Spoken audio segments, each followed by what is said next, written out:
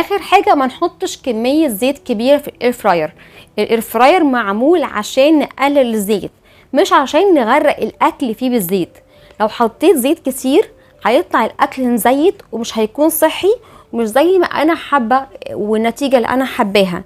كمان رش الزيت بالطريقه دي زي اللي في الصوره دي، رش الزيت على الاكل هو في الاير فراير طبعا هيستوي وهيبقى كويس جدا. بس انا زي ما قلت لكم قبل كده في فيديو تاني ان الطريقه دي بتخلي تنظيف الاير فراير اصعب جدا جدا.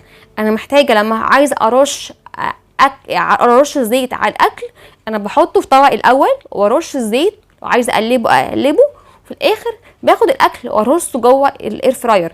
رش بالطريقه دي ده بيوزع كميه زيت على الاير فراير نفسها على الجسم بتاعها، ولما بتدخل جوه وتسخن بيخلي الدهون لازقه فيها وملسسه جدا.